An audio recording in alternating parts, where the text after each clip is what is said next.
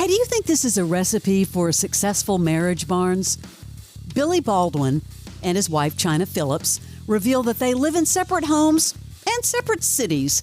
Quote, we have allergies to each other. Yeah, I guess they're solving the puzzle of maintaining a healthy and happy marriage. They've been together 30 years. Their 30th wedding anniversary actually is in 2025. Very unconventional living situation. She says, Billy and I are sort of this new kind of arrangement that is actually really working for me. I don't know if it's working for Billster, but I'm really happy with what we're doing. What?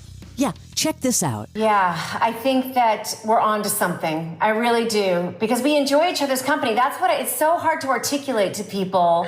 You know, that we're madly in love. We really enjoy being around one another. We cherish our marriage. We don't ever want to separate. We just need a little bit of time apart because we are sort of an allergy to one another. And it's okay. I'm sure lots of different couples are allergies to each other. And we just have... You have the allergy. I have a certain energy that makes you have that like a histamine. See, your back just tweaked just now. That's true. I just said you have the allergy and you would not... Honey, what's it called when couples have, like, sex in jail? Like, what, congenital? What? Congenital? No. Congenital is a genetic disorder. It's called conjugal.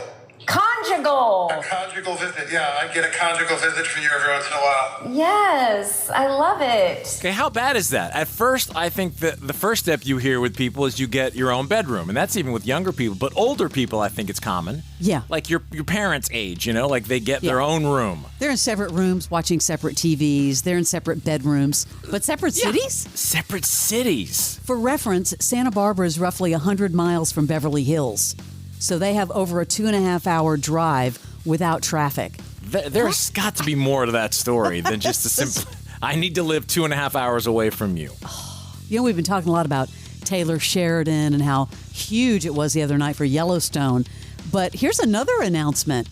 Taylor Sheridan and Blake Shelton are teaming up for a new music competition series on CBS.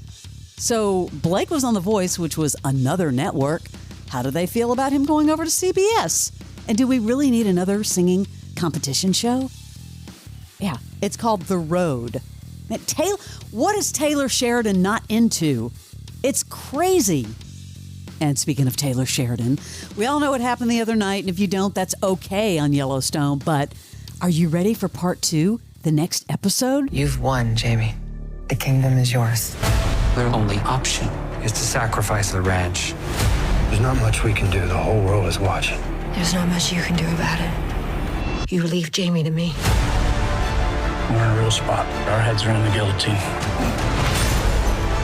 Can't let this take him from us, Tate. I'm available if you'd like help. In exchange for what? I can see it now. I know what to do. You having fun yet? Till we getting in this fight? You're treating me like I'm a suspect. He will ruin this family's name to save his own. You should be scared. I know everything. I've said before I don't watch this show, so who is the big star now that Costner is gone? Well, it's going to obviously be Beth and Rip, Cole Hauser and Kelly Riley. Okay. So, yeah. Barnes, is that big fight this weekend, Jake Paul and Mike Tyson? Yeah, the biggest thing to ever be on Netflix will be Friday night. I guess during the New York City press conference for the fight, Jake tries to get a rise out of the crowd and Tyson with his taunts, but Iron Mike doesn't seem interested in talking. People think I'm going to get knocked out by this strong, powerful guy. All the people in my comments saying, look at his power, he's going to get KO'd. People are yelling at me in the event. But what happens when I put this man to sleep? This is not a joke. He's saying that it's going to be my funeral. He's going to kill Jake Paul, all of these things. We're not friends anymore. Until November 15th, I'm knocking this out, and we're going to see who's dead. We will see who's dead, Mike. Mike, does that make you put yourself in the mindset of understanding that this young killer wants to take you out? Is he really a young killer? Yeah, you had to go on your little menopause break and postpone the fight, so yeah.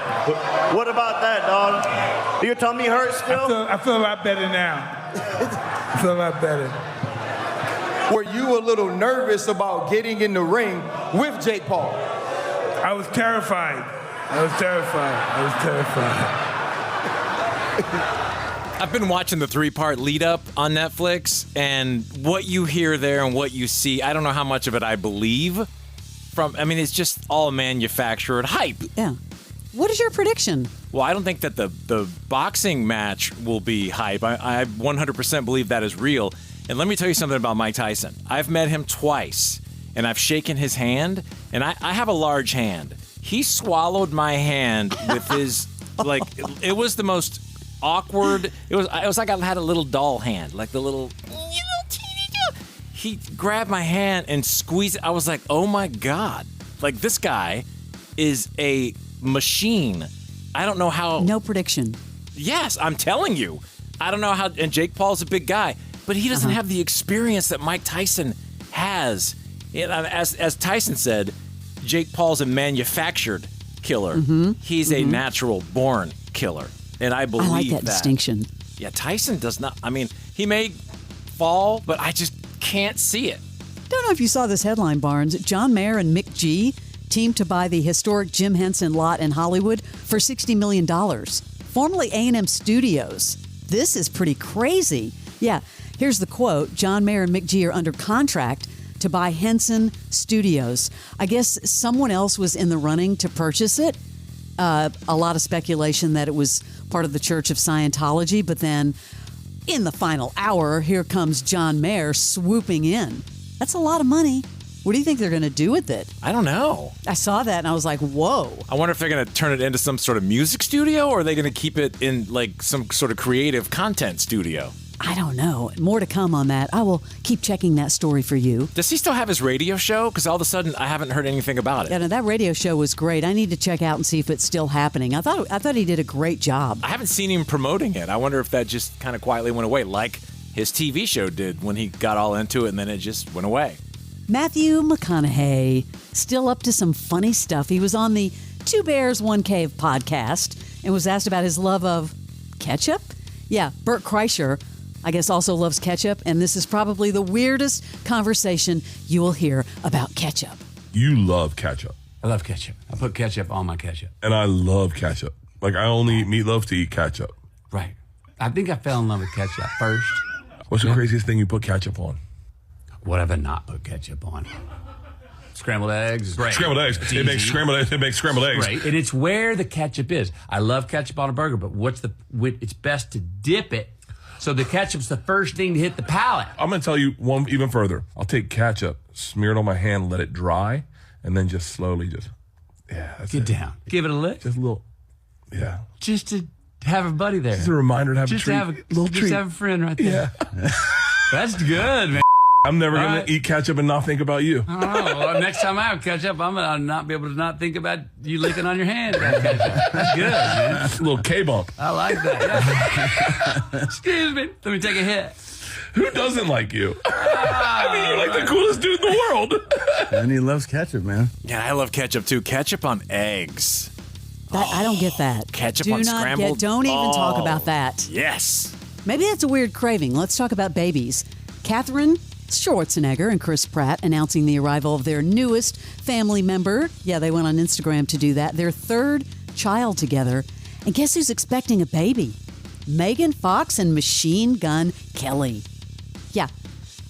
This was sort of interesting. She put 2 photos out, one snapshot capturing her in a striking maternity photo shoot covered in black paint and tenderly cradling her baby bump, while the other photo showcases a positive pregnancy test. I mean, you got to get creative, right?